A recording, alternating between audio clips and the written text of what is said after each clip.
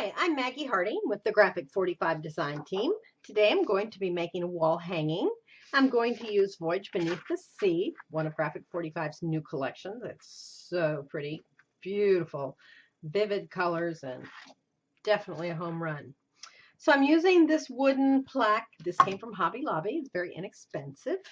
You could get one like it, or you could use whatever you have. And the first thing we're going to do is make a pattern. I'm going to show you how easy that is to do. I just have here a simple piece of copy paper, and I'm just going to take my finger and push this up against the wall, just against the shape there. Okay, and then I'm going to take my pencil and just trace it out. So here's my basic design. Let's cut this out real quick. By the way, I've already painted the edges of this, so I just used a little white gesso. And it's not real heavily applied, and I think I'm going to leave it that way. Okay, so because I'm conserving paper, I actually didn't have a piece that was quite wide enough this way, but no problem. Just cut it in half, and I'm going to slip that down this way, and I'll put a strip there, so that'll work. But you can see that that works real easily, so give it a try. Okay, then I'm going to put this right in here, and I'm going to use matte medium to put it down.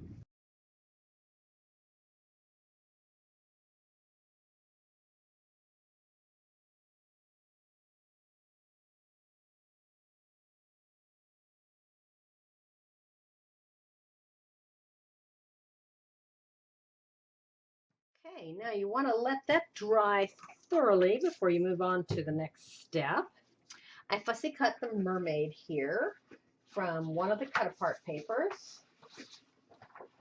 From this one right here. This is called Wild Wild Waves.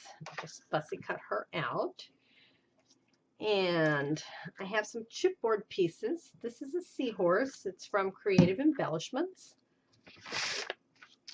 I've already colored it, and what I did was I first put a layer of white gesso, coated it with white gesso, and then I built up layers of mist. And I used Lindy's Grab-A-Guide Gold, and I used a little bit of red, just a little bit. You can hardly tell it, but it's Bayou Boogie Red, I believe. So that's how I colored that. And here I have a steampunk corner. And the way I did this was I used Stampendous aged embossing enamel, and I used two colors. I used aged gold and shabby green. So the first thing I did was a layer of shabby gold. And generally when you're embossing chipboard, you usually have to do two layers because the first layer doesn't always stick real well, which that was what I wanted. So when there was just gold on here, there were still raw parts, raw chipboard showing.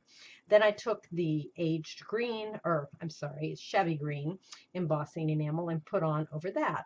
So the effect I was going for was to kind of give it a bluish cast, bluish green, so that it would be underwater. And I like the way it turned out. Okay, now what we want to do is we want to make some seagrass. And I'm going to use silks, and I've got African jade and teal zircon. I'm going to just use the two colors.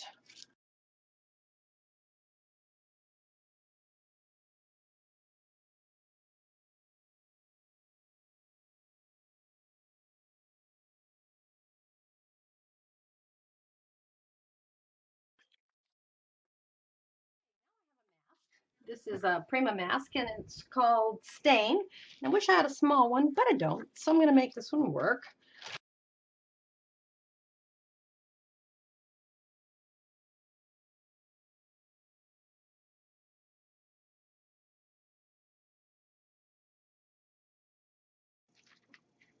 Okay, let's work on the background a little bit. I'm going to take some Lindy's. I have here cement green. I have maidenhair fern green, Jack in the pulpit teal, and Tibetan poppy teal. I'm going to start with the cement green. I have a dabber top on this because I like dabber tops.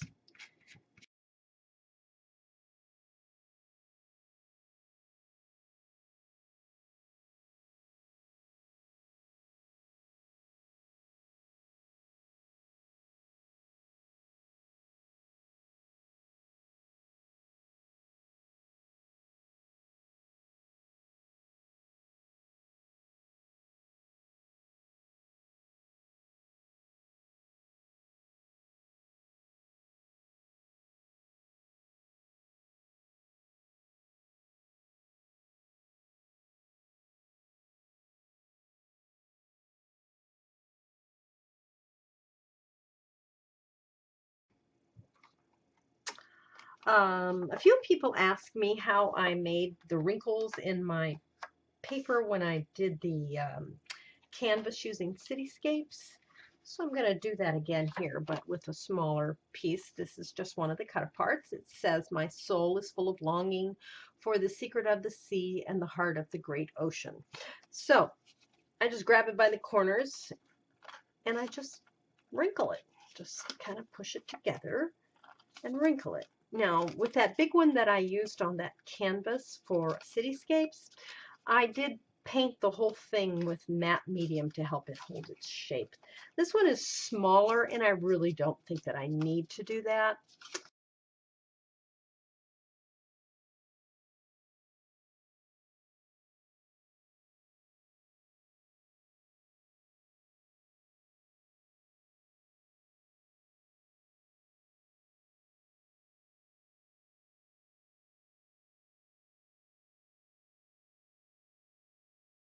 So when you glue it down, you want to make sure that you've left the wrinkle in there. And you could use glue, you don't have to use tape. And another thing you can do is take a paintbrush or something like this, a skewer. You can curl your corners if you like. Big paintbrushes for big curls, little paintbrushes for smaller curls. So something like that. See, it's easy. Now I'm going to use some foam on the back of this seaweed here. I'm just going to put it at the bottom. Okay, I have carefully lifted the foam tape on this side so that I can slip this in there. Oops.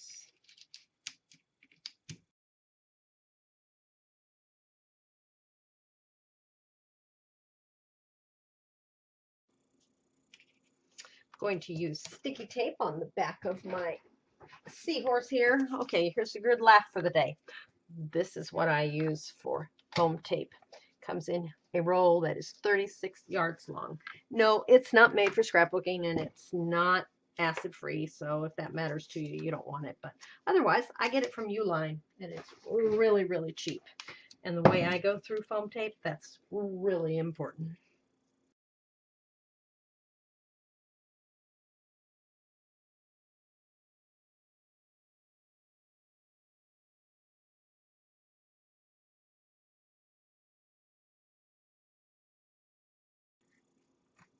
Okay, now I think we're ready to embellish it with some flowers. That's my favorite part. So there it is. I think I will probably end up adding a few more flowers here and there, but essentially it's finished. I think this would make a great little piece of home decor, maybe in a beach cottage. I think that would be really be a perfect gift for someone that has a little cottage down by the sea. So just thank you for watching and see you next time.